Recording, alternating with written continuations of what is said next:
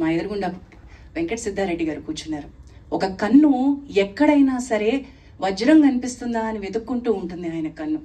So ఒక resource పర్సన్ని వెతుక్కోవడం, అక్కడి నుంచి లక్ష్మణ్ నీలే గారు లాంటి ఒక తెలంగాణ గర్వించదగ్గ ఆర్టిస్ట్ ఇలాంటి సినిమాలకి ప్రొడక్షన్ డిజైన్ చేయడం ఏంటి, ఈ మహేష్ గంగిమళ్ళ లాంటి వ్యక్తులు, ఆల్ దీస్ వండర్ఫుల్ రీసోర్స్ పీపుల్ని పక్కన పెట్టుకుని, అమ్ముల పొదిలో మార్క్ రాబిన్ లాంటి వ్యక్తిని పెట్టుకుని, వీళ్ళందరినీ పెట్టుకుని ఈయన అస్త్రాల్ని సంధిస్తాడండి.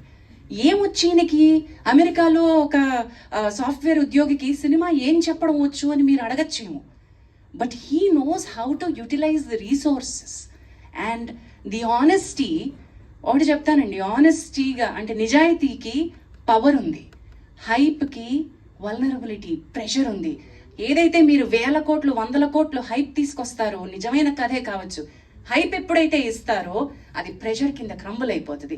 నిజాయితీగా ఆనెస్ట్గా ఎప్పుడైతే కథ చెప్తారో ఆయనకి పవర్ ఉంటుందండి. ఈ రోజు ఇక్కడ సెలబ్రిటీస్ ఎవరు లేరు, it is only the team. ఈ రోజు ఇక్కడ గర్వంగా చెప్తున్నా 23 టీమ్ మాత్రమే మాట్లాడుతుంది. We don't require anybody else to come and endorse us. ఈ సినిమాలో దమ్ముంది, నిజాయితీ ఉంది అని నమ్మేటువంటి ప్రేక్షకుడు వెతుక్కుని వస్తాడు. మా మల్లేశం సినిమా అన్ఫార్చునేట్లీ ఈ టాక్టిక్స్ రానటువంటి టైంలో, ఏదైతే మన మీడియా స్ట్రాటజీస్ లేనటువంటి టైంలో సరిగ్గా ఆ సినిమాని రిలీజ్ చేయడానికి కావాల్సినటువంటివి పారామీటర్స్ రాజుగారికి అది ఫస్ట్ సినిమా అవ్వడంతో, అప్పటికి ఇప్పటికీ రాజుగారి మాటలు కానీ ఆయన కైండ్ ఆఫ్ విజన్ కానీ కొంచెం స్లైట్లీ బెటర్ అయ్యారు. అంతకుముందు అసలు మునిలాగా మాట్లాడేవారు కాదు, now is able to speak at least. So అద్భుతమైనటువంటి తెలంగాణ చరిత్రలో నిలిచిపోయేటువంటి అద్భుతమైన సినిమా మల్లేశం మనం థియేటర్లో చూపించలేకపోయాం. ఈరోజు ఒక్కసారి ఓటీటీ ప్లాట్ఫామ్స్కి వెళ్ళి ఆ సినిమా చూడండి, గుండె ఉప్పొంగిపోతుంది. నేషనల్ అవార్డ్స్లో దగ్గర నుంచి మీరు ఈ మధ్య చెప్పుకునే రెగ్యులర్ సైమా ఐఫా వరకు ఎందుకు మన సినిమా లేదు తెలంగాణ సినిమా అని మీరందరూ ముక్కునేలేసుకోవాలి. మనని మనం క్వశ్చన్ చేసుకోవాలి. ఎవరో ఇచ్చిన నామినేషన్స్కి మాకు వచ్చే అవార్డులు మాకొద్దు అని మేము గర్వంగా చెప్పుకోగలిగేటువంటి స్థితిలో ఈ రోజు ఉన్నాం.